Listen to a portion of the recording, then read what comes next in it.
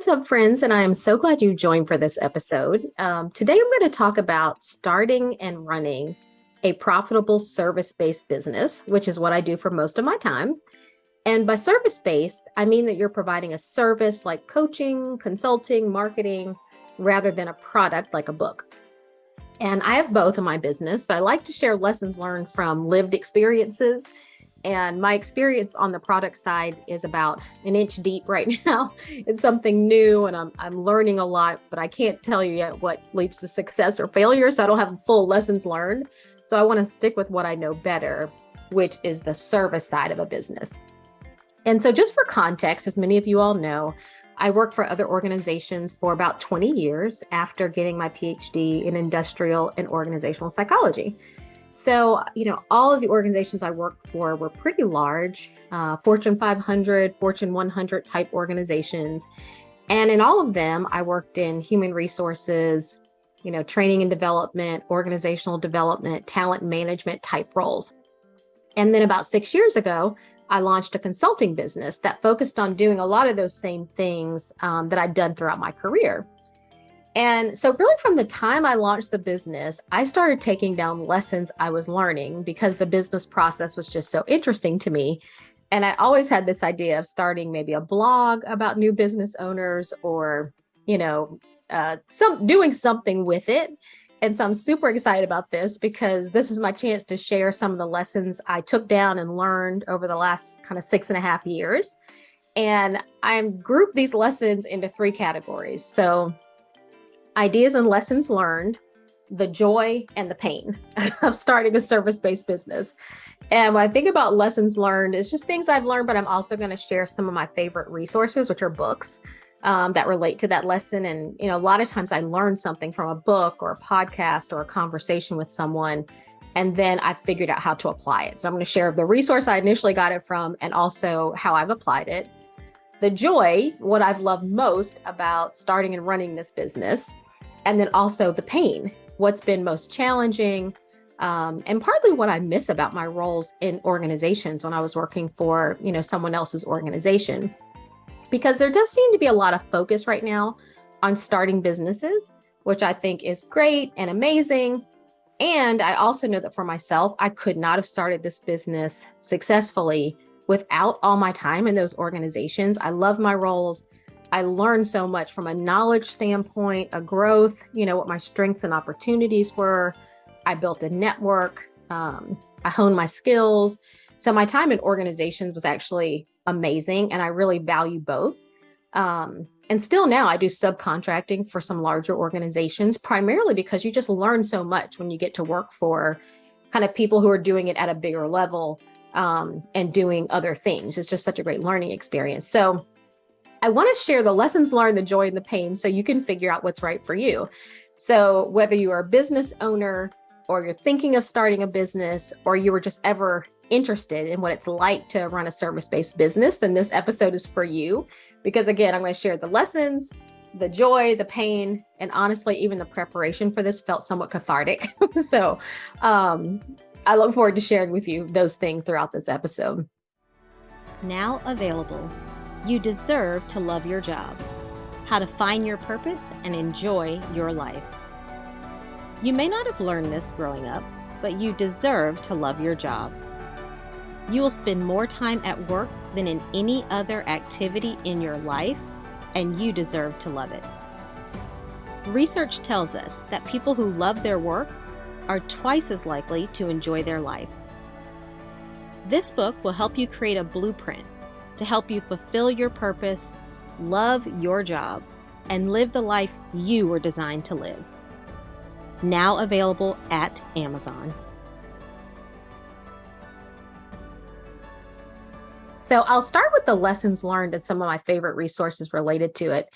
And the first one is the first lesson I learned was to be clear on the kind of business I was creating. So be super clear on the kind of business I was creating. And my favorite resource for this is a book called The E Myth. And the E in this book stands for the entrepreneur myth. And the book describes a lot around what it means to be an entrepreneur. And I'm not doing a review of the book. I'm really taking what I got from it. But what I took from it, and the suggestion is that most small business owners aren't actually entrepreneurs. Most of us create jobs for ourselves instead of actually creating a business. And in the book, they talk about these options, kind of creating a job for yourself, or are you actually creating a business being an entrepreneur? And so I'll just describe the differences and tell you how I was able to apply it and how I'm still applying it. A job is when you're working, let's say as a contractor, or you're getting work from other people and you're doing the work. And, so you yourself are doing the work that you procure. So the author talks about that as basically creating a job for yourself. And of course, a job for yourself provides some real benefits. There's probably more flexibility. It's probably more diversified, because if you're working for 5 different people, even if you lose one contract, you still have the other 4, as opposed to when you're working a job for one company, if you lose that one, it's gone. So it's more diversified, and there are drawbacks around health benefits you probably don't get and lots of things like that. But at the end of the day, you're finding work for yourself, and the author would call that a job. A business, on the other hand, is when you're creating work for other people. So yes, you may know the technical side of the work. You may do some of that sometimes, but your goal is not to do the work yourself. Your goal is to create a profitable business model, a profitable way of operating so that other people are doing the work. And that was so helpful to me in thinking about my own business, because even today, I currently have a bit of both, right? So in some ways, I have a job, which is intentional. I love the work I do. I feel called to the work I'm doing. Dr. Rachel Talton talks about it as a God job.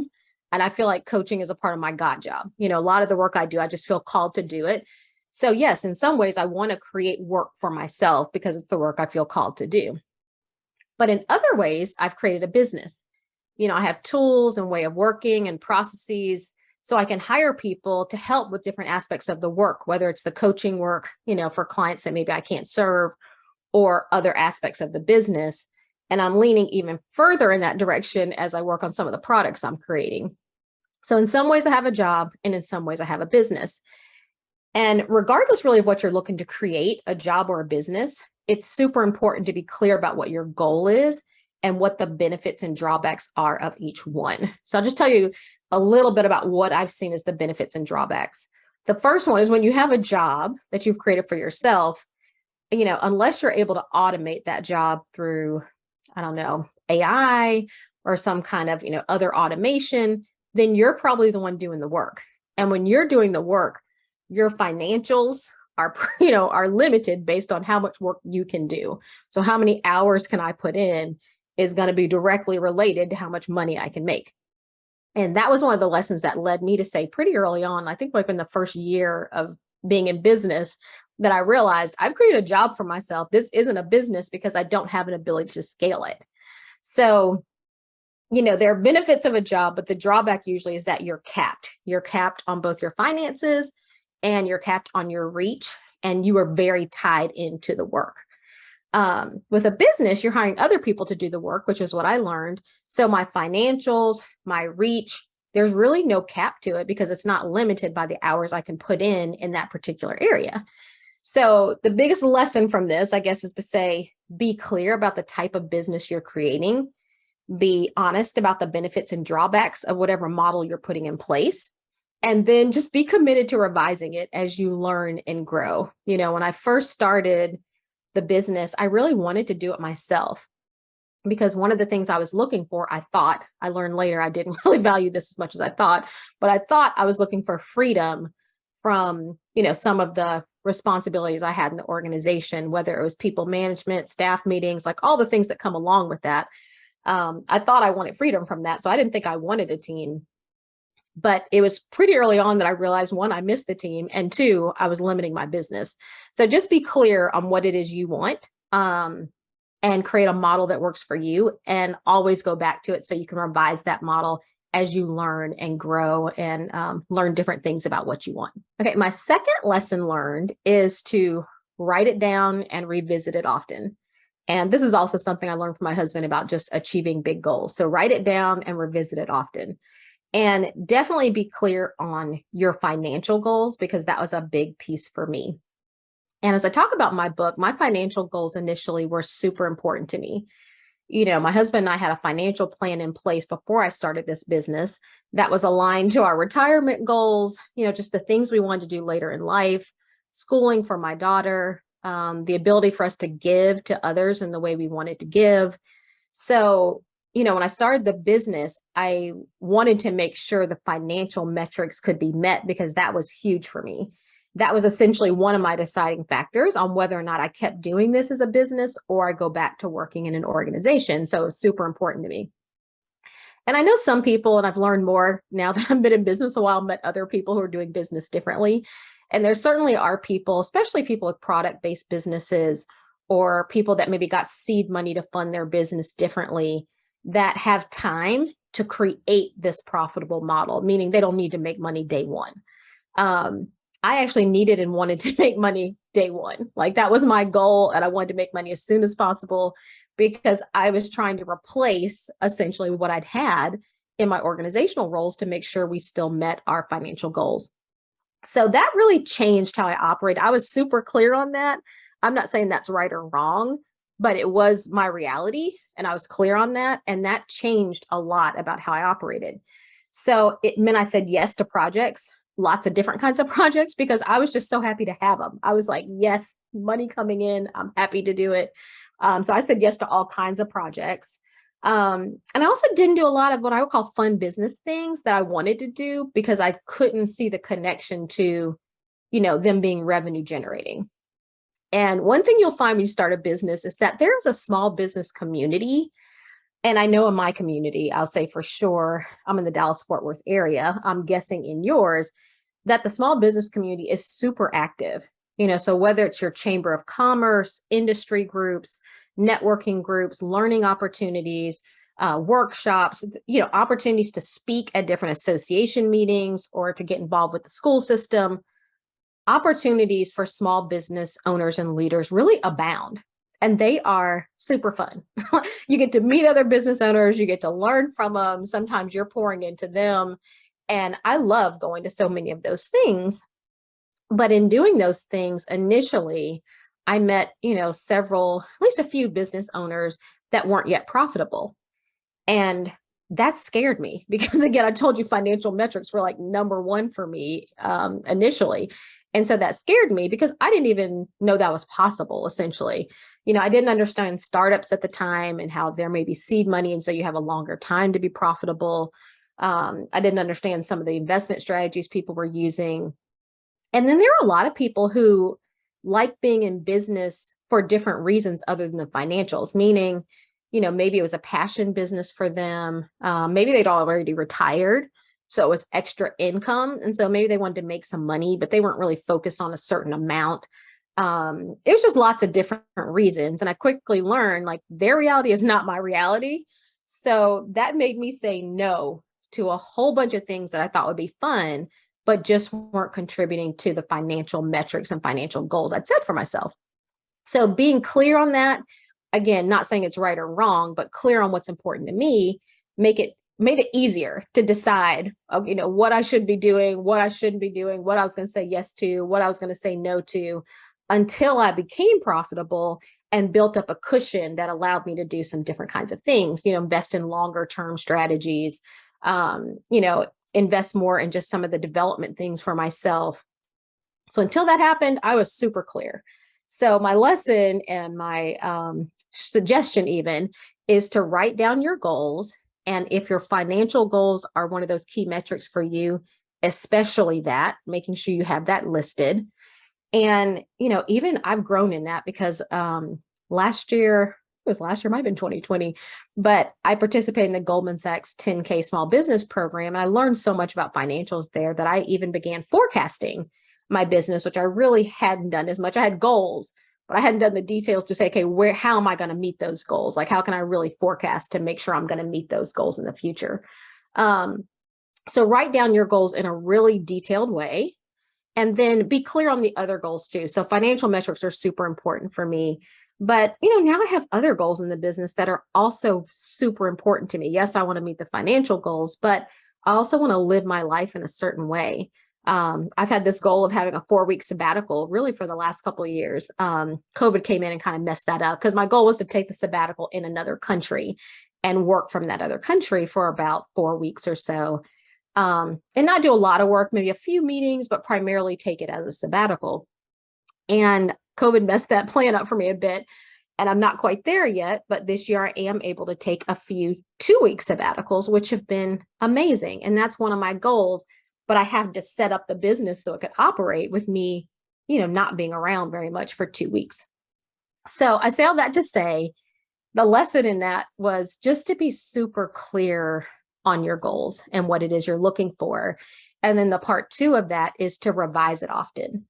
So I'd met with a business advisor kind of my first year in business. And one thing he recommended was have a work on the business day regularly, meaning you're not doing the work, you're not returning calls to clients or customers, et cetera. You're literally getting at a macro level to look down on your business almost from a separate, little separation, as though you're just evaluating it to say, is the business delivering what I want? Is it working in a way that I'm pleased about? And have those days regularly. And so I pretty much have had them quarterly until this year, actually. And so this year, doing this preparation also reminded me I got to get back to that. But have a quarterly day where you're just once a quarter working on the business. I'd say at least once a quarter. Sometimes I did it every other month, depending on what was going on. And I'd use those days for lots of things. I'd look back at the business plan to see if I'm on track or I'm not. I might use it to learn new things. The book I mentioned, E-Myth, I actually read that E-Myth. I read it during one of those kind of days when I was just focused on the business.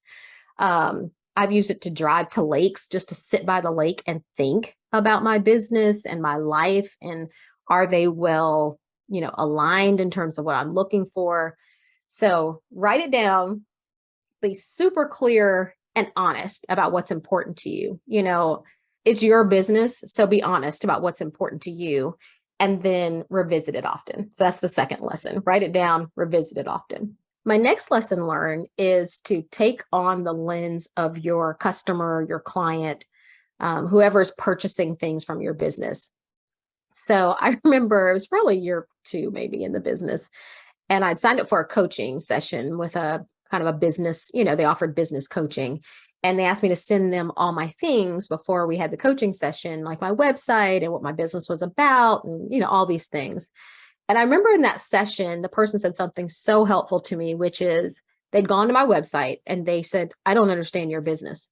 I was like, what do you mean? Like my website was so clear to me. And it was beautiful. Honestly, it was beautiful. I've gotten that note from several people. I love great aesthetics. And, the woman said, I don't understand it. Like, I don't understand what you do. I don't understand the problem you're solving. I don't understand what you would do for me. And I was like, whoa, that is shocking to me. But now that I look back at it, I totally understand it. Like first thing, the name of my core business is Anelra Talent Solutions. And Anelra is my name backwards, which I love. But of course that, has no meaning to anyone else. It's not an actual word. And then talent solutions could literally be anything. Being in the HR space, we focused a lot on talent management, talent development. So talent had a lot of meaning to me and probably to other people who've worked in, the space I've worked in. And I chose solutions because at the time I was offering so many different things. Like I couldn't just say talent selection or hiring or training because I was doing all the things. So I said solutions because my goal in the business, which still is to provide pragmatic solutions to people that actually work, scientific based pragmatic solutions to people that work. So it made complete sense to me. But I mean, I had gotten these questions before, if I was just talking to someone, I said Anelra Talent Solutions. When they hear the word talent, a lot of people think actors or actresses. They're just not sure what it meant. And so I really took that to heart. And I went back to the website and revised and simplified the language on the website. I simplified how I talked about the business. I created a couple graphics that helped explain it. So my lesson learned from that was to really look at things from the perspective of your customer or client, and not myself, which is really difficult in your own business because lots of times, when we start a business, especially our own business, part of that is our own self-expression. It's our own creation. And, it's very unique and individualized. Yes, but oftentimes how we see the business from our own lens is really different from how our customers or clients might see it. And I've learned that how I see it is not always what's helpful to the client. So definitely take the lens of your customer or client. And I used it. One of my favorite resources in this is a book called Building a Story Brand.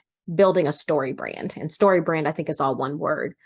But that book kind of tells you, how do you tell the story of your business? And I first used that book actually to figure out the name of my book, because I knew what I wanted to say. I knew like the content of the book. I knew what people found valuable, but the name of it was really hard. I've told you all probably this several times before. My initial name was Here to There, because I wanted people to understand how to move from where they are to where they most wanted to be. But as I tested the name of that with different people, they didn't understand it. They were like, what do you mean here to there? Where are you going? Like, they just didn't resonate, and they weren't taking from it what I intended. So I used this book to come up with the title, You Deserve to Love Your Job. Because at the end of the day, what I wanted people to walk away with, my client to walk away with, is that, or the consumer of this book to walk away with, is that I do deserve to love my job. And I know once people decide that's true and they believe it's possible, they'll figure out how to do that. But you have to start with believing it. So that also came from this idea of taking on the lens of the customer or client. So building a story brand, love that book. And the lesson learned is, as much as possible, when you're looking at your website, your marketing materials, thinking about the services you offer, take on that perspective of a customer or client. And it can be hard to do that yourself. So get other people involved. Like I sent stuff to I still do send stuff to my parents or my sisters or my friends. Like they're often my test cases. Like, do y'all understand this? Does this make sense to you? And I'll share later how I also use different client insight as well. But yeah, taking on the lens of your customer or client can help you think about and market your business differently and better. My next lesson learned is refine, refine, refine. And what I mean by that is refine what you're offering, like what your service offering is, and get really clear on it. When I started the business, I told you all, my main goal was the financial metrics. So I did all the things, I'd worked with people in lots of different ways. So they knew me for lots of different things. Some people knew me for training. Some people knew me for org design type work. Some people knew me for coaching, which is, where my real love and passion sits. So as people came to, some people knew me for competency modeling, creating competency models. Some people knew me for hiring and selection, because I'd done all those things in my roles. So when people came to me, oftentimes from my network, looking for work, looking for me to do some work, they often had lots of different things in mind. And I did lots of different things because I was focused on my financial metrics. And I've also heard that from several other people in service-based businesses, that when you start, you're often doing lots of things for lots of reasons. It could be the financial metrics driving it. It could be that you haven't yet figured out what you love most and what you most want to do. There are lots of reasons, but I hear this is pretty common, that you're doing all the things. And I think it's easier to do in a service-based business, especially when you are the service provider initially, because in a product-based business, it takes a lot of effort to create a particular product. And you're probably not going to have the time or energy or resources to invest in 1,000 products. But when it's you doing the work and you don't have a lot initially, it's really easy to do lots of different things. So for me, it's been a process over the years of refining to get to, a really tight service offering, which I now offer, which is in coaching, individual group coaching, but it's still all basically starts with coaching as the focus. But it took me years to get there. And one of the tools I use that helped me to do that is, and I still have this, but I look at my business and I had a list of like things I love, things I like. I had a meh list, like, it's okay. It's not, I don't hate it. I don't love it. It just is what it is. And then I had I really don't like it list. And as I did different projects, different work, both the work I was doing and also the kind of elements of the business, managing the business elements, invoices, marketing, those kind of things, I would write it down in one of those categories. And it helped me to figure out what it is I really love. It also helped me to figure out what I could start hiring other people to do, because some of those things I didn't love were still things that had to get done for the business. So I couldn't not do those, like refine it out, but I could hire someone else to do it as as the financials made it possible. But it really helped me refine what I was doing.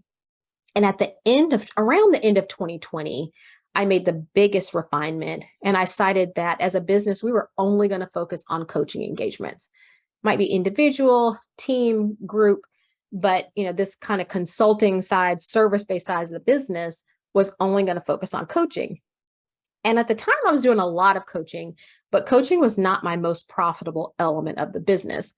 So this was a huge decision for me because one, it was refining it to what I loved, but it also felt risky to me because it wasn't it wasn't the highest revenue generating area of the business at the time. But what I've learned from that now is doing one thing well is it's just so rewarding is one, and it's so much more valuable in the business because when you do a small number of things well, and right now we're focused on one thing primarily, you can get really good at it, right? All your efforts are focused on making that one thing better. So you yourself can get better and you can create better tools, processes, learnings, insights in the business so that you can do that one thing amazing.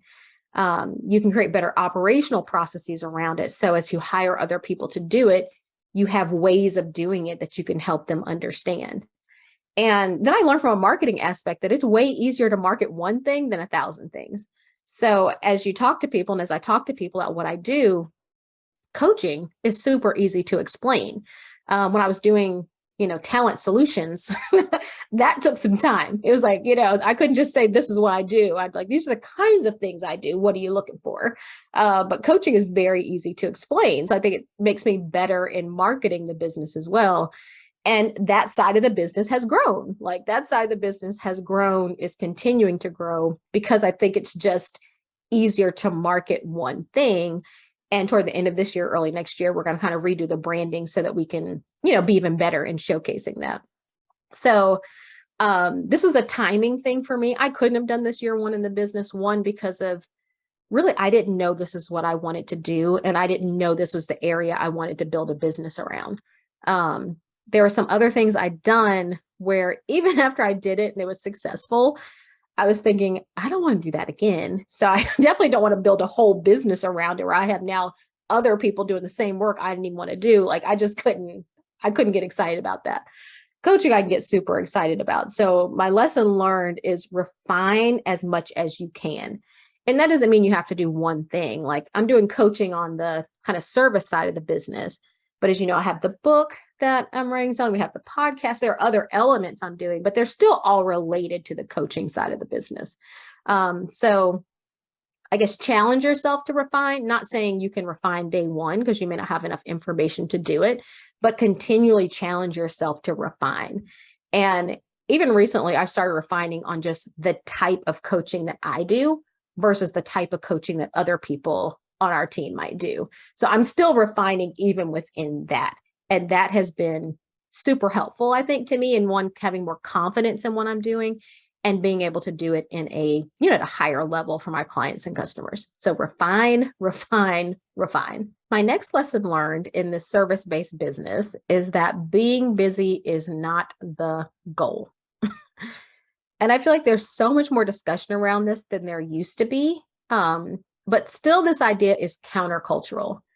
We taught a class. We have a class in our business that we used to teach and we use in coaching around personal productivity. And one of the things we learned, and I've learned, is that being productive is not the same as being busy. Being productive is not the same as being busy. Being productive is getting the most important things done. And if you can do that in 2 hours instead of 8 hours in your own business, there is no brownie point for working the other 6 hours, right? So it's about getting done the most important things. And this is really hard to adjust to. I still work a somewhat similar schedule to what I worked in corporate roles, primarily because, that's when my clients are working as well. So, but I changed my mornings quite a bit from this concept. I've changed my mornings quite a bit. So I I really have a couple hours in the morning where I spend, getting ready, feeding the dog, all those kind of things. But also reading my Bible, journaling. I take a walk every day just to get in the right space for the work and for my clients. But that's because I've decided, you know, that's super important to what I'm doing. And again, being busy is not the goal. And I said this is countercultural because you get a lot of messages from people, even as a business owner, around the goodness of being busy. So, when you talk to people, if they say, "Hey, well, how's business going?" If you say, "I'm busy, I'm really busy," they're like, "Oh, congratulations," which I understand what they're saying because they're saying that if you're busy, they're equating that to your business must be profitable and doing really well. That is not the case. Being busy does not necessarily relate to profitability. And in your own business, you have the chance to learn that differently, maybe than you do when working for other people when you're expected to work a certain amount of hours a week. There is no expectation of that in your own business. You may work more than 40, you may work 10. It's just about, did you get done what's most important for your business? And I think the resource for me that helped me the most with this was the book called The 4 Hour Work Week.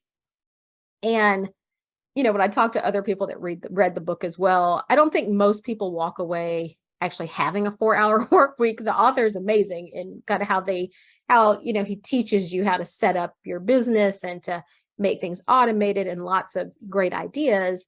But I think the point in the 4 hour work week is saying that you need to create a work week that makes sense for you and your business and your life. And what's most important, the number of hours you're working doesn't matter. There's no brownie point for working extra hours. And that, having worked in organizations for 20 years where not, most of my roles, it's not like they were counting the number of hours I was working. It was more results driven, but still, if I would never have worked 30 hours a week, that would have been missing expectation probably. So it's just very different. It's a very different concept. And so I think what's helped me the most is kind of back to being clear on my goals. Yes, I have financial goals. I have life goals. I mentioned to you the sabbatical that I talked about. I have giving goals around, giving away percentage of the profit in the business and also the percentage of time to charities and just other businesses, groups, nonprofits I believe in. And just always reminding myself that in those goals, being busy isn't one of them. So if I can work 4 hours and deliver those goals, amazing. If I need to work 60 hours and deliver those goals, amazing. I may not want to do that every week, but if I do it, that's fine too. So the lesson is to be really clear on your goals in the business and be willing to let go of ways of working or living that no longer serve you or serve your business. I keep wondering if one of the things I keep noodling around with is this kind of 8 to 5 schedule I've created for myself. Oftentimes it's later than that, or I work on the weekends. But what I do, when I take off during the week for something else, in my mind, I'm thinking, when are you going to make up those 4 hours? Which is not what you want to do. That makes zero sense in your own business. You don't need to make up time just to make up time. So you have to constantly challenge yourself and remind yourself that being busy is not the goal. It is countercultural, but it's possible, and it's absolutely what you should be doing to make sure that you're getting the most important things done, because the most important things are the things that are going to drive your business, not just being busy. Okay, last lesson before we get into some of the joys and the pain that I've learned is, in your own business and in a small business, get ready for your Achilles heel to show up. And by that, what I mean is, I remember when I was first starting the business, I was meeting with my pastor, and, he said, "Oh, your covering is about to go away." And I was like, "Yeah, I guess you're right." And what that meant to me was, like, I won't have a manager, I won't have systems, processes, tools, an IT team, certain expectations that kind of cover you and keep things running. Really, when you're starting your own business, it's you. Like, it's all on you. It is on you. And that's part of both the joy and the challenge, because what you'll find is that when that covering goes away, you'll start to learn what you're really good at and what you're not, because you don't have the covering, you don't have the support, you don't have these other tools and systems around you to help you be better in those areas. You don't have expectations on what you're doing every quarter. It's really all up to you. And so one lesson I learned about that was when I first started the business, I would have thought when I started, I would have thought I was pretty good at details. Now, I know I've never loved details. It's not something I love to do. I really prefer to focus on the big picture, big milestones, and, details work themselves out. But I learned pretty early in my career in other organizations that the details are also super important. So by the time I'd left those roles, I felt like I was really good at both. I was good at both the big picture and managing all the details to go achieve that big picture. But when I started my own business, I learned that I really wasn't that good. I had people around me that were good at the details. So, I had an amazing team by the time in my last role. I'd hired most of them. I loved all of them, and they just were super talented. And so a lot of my team was working on the details. I had a project coordinator that was amazing, and she did a lot of the details. So when I started my own business, I pretty quickly learned that yeah, I'd gotten better at it in my roles, but the way I'd gotten better was other people helping me to do it well. And when those people weren't there, nor was the detail orientation. So I had to get better super quickly about that. Um, so in your own business, whatever your Achilles heel is, by that I mean, what's going to get you in trouble is probably going to get you in trouble. And so you have to go in being very self-aware and just always being open to feedback and how you can build your own self-awareness and having the humility to say, that's working, that's not.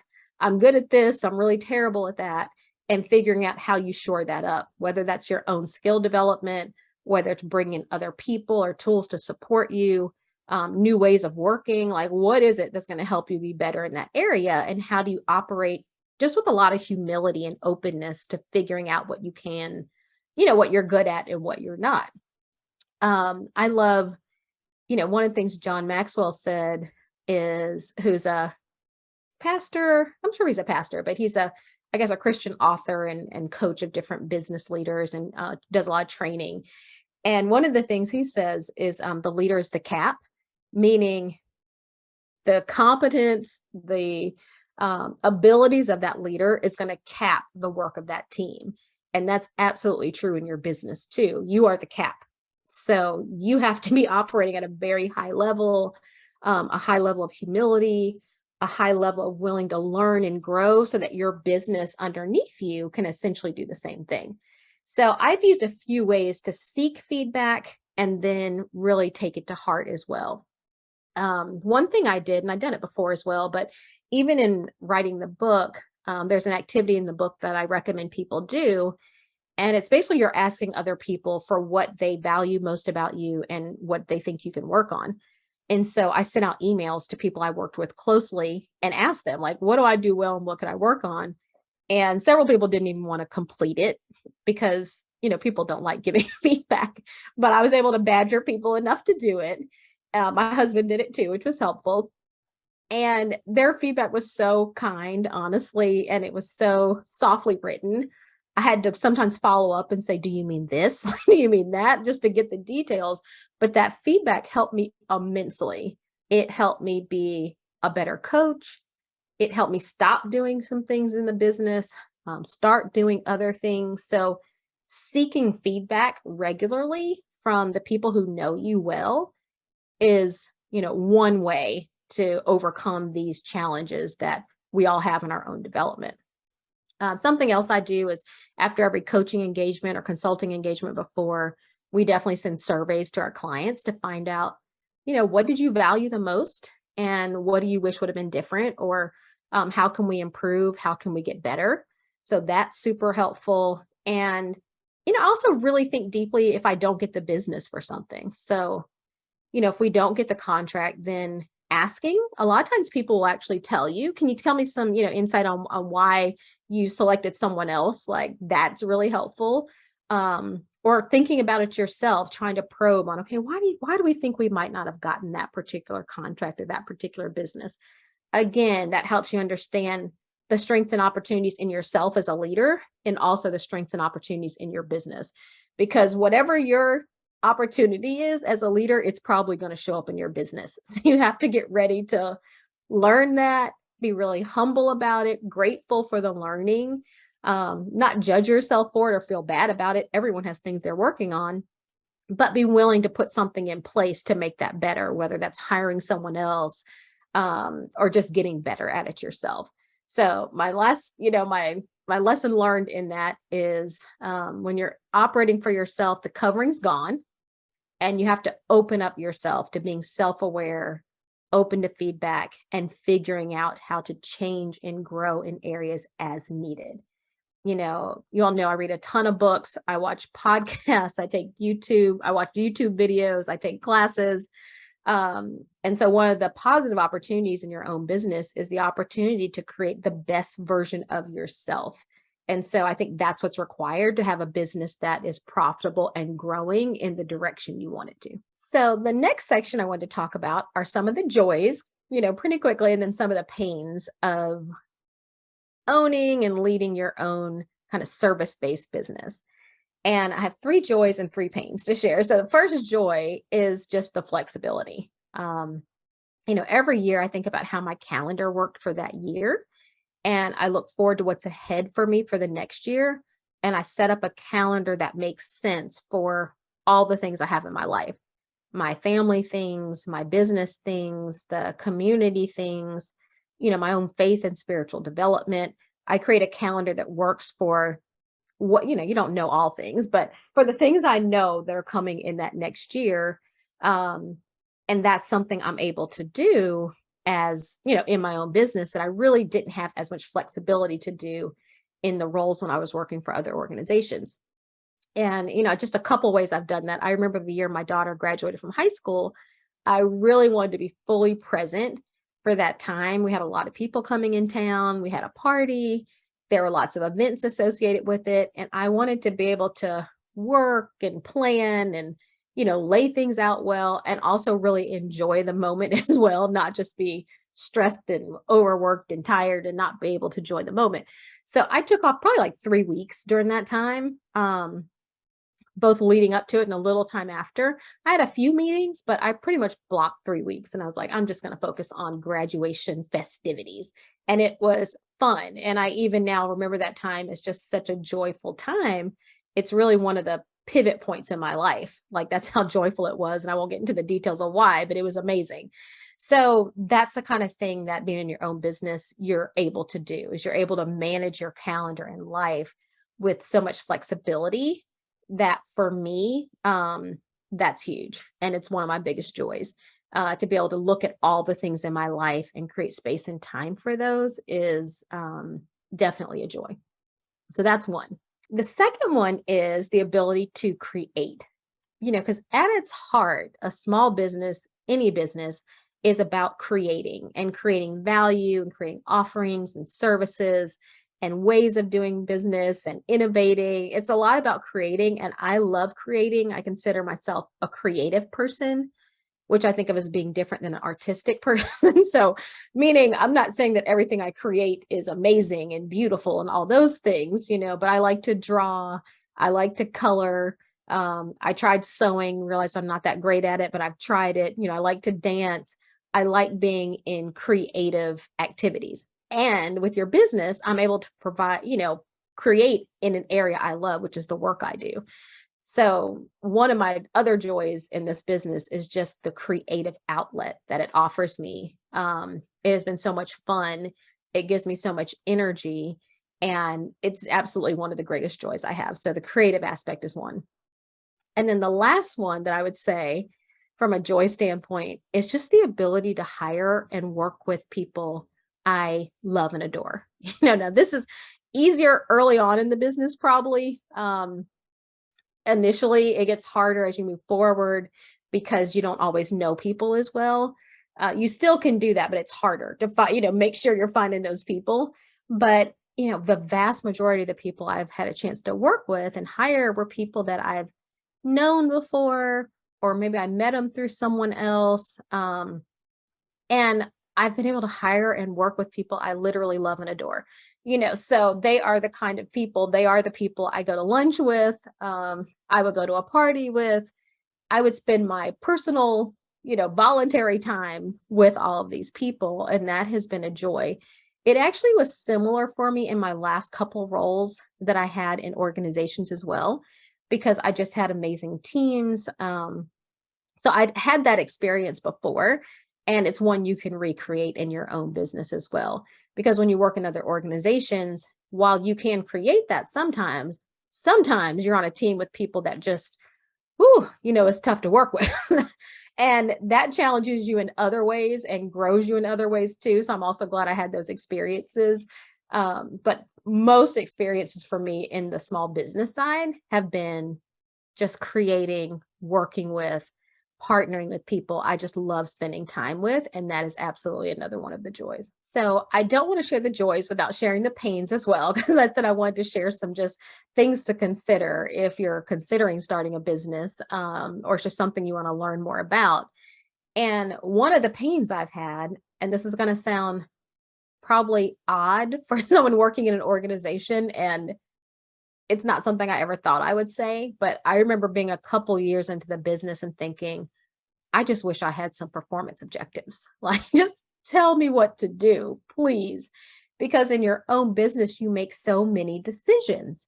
And sometimes that can be exhausting. It's almost like, wow, I wish someone could just tell me what to do to create a profitable business.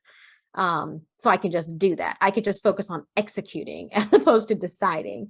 As I mentioned before, one of the joys of the business is the creative side. But when you have to create everything, the business name, the how you're going to operate, the procedures, all that creation can get absolutely exhausting. And so the amount of decisions and independence I had, was tough.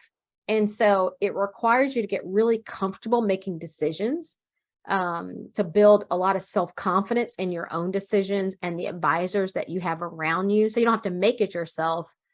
You can have other wise people, advisors around you to help you. But at the end of the day, especially in small business and how I started with just myself, I had to make that call and make that decision. Um, and so it forces you to get more comfortable with that, which I always liked making decisions. So it wasn't always bad. It was so many and it was a new space. So I found it very challenging. And you have to get comfortable with that. I'm making the best decision that I can with the information I have at this time, and knowing that you can always revise that decision later as needed. You may have consequences for doing that, but you can revise it. But one of the biggest pains I have found is just there are no performance objectives unless you create them. And so you don't have anyone else telling you what to do. So you're always in the decision seat. You're always in the hot seat. And for some people, that is more than what they want to deal with. I was talking to someone the other day and they had this great business idea. And I was like, oh my God, I love that. You should do it. And I was kind of getting excited about it. And they said, I don't want to do that. I was like, well, what do you mean you don't want to do it? They're like, I don't want to do all that work. I don't want to make all those decisions. Like, that wasn't something they thought was a great idea, but they had no interest in turning that idea into a business. And it just reminded me that it's not for everyone. They wanted to spend their time and energy on other things, not making 1,000 decisions. So that has been one of the pains for me. It continues to be something I have to do. So that's something to consider if you want to start your own business. So another thing that has been tough for me is missing my people. Especially in the part of me, if I go back to what I was talking about earlier about, do you have a job or a business? And the part of work for me that's a job where I'm actually doing the work is it can be lonely, right? Because one of the things I love doing now and loved in my other roles was leading a team. I mean, I feel like it's one of the things I'm called to do. I love it. I love leading teams of people. I love working with peers that I love. I loved having a manager that could provide advice and mentorship and guidance and feedback and all those great things as well. So, but when I first started the service-based business, as I mentioned, because of, how I was running the business, it was just me. So it was just me. And that got lonely at times. I ended up getting a co-working space so I could get out more. And even though those weren't my people necessarily, at least I was around people. So I could hear the buzz of other people and their conversations. I met a couple people there as well. But it's just different than being in an organization, having peers, a manager, sometimes other managers or mentors that you have, the team that you lead, this kind of support system around you, um, in starting a new small business can be gone. And that for me was tough. I miss the team. I miss my peers. I mean, I still talk to them, you know what I mean? So they're still my people. We're still in a relationship and conversation, but we're not all focused on achieving this goal together. That's what I mean by the team aspect. So, as I've grown different aspects of the business, I've been able to build parts of that, but it still feels really different than it did in organization. Now, as I grow the business and get bigger, it probably feels more like that than it does right now, but it still feels really different. And that is absolutely one of the pieces that I miss. And something I'm working on towards next year, just in terms of my office space and other things that can give me elements of it, because it is one of the things I miss so much. So the last pain I wanted to share is, I would call it doing the detailed work. And I share with you all that, details are not like my strong suit. It's not the things I love to do. And it hit me when I sold in the first large scale projects. I started the business by myself. And I remember when we got the yes that we got in the contract, it was a mixture for me of joy, like, wow, this is real, real money, like I did it.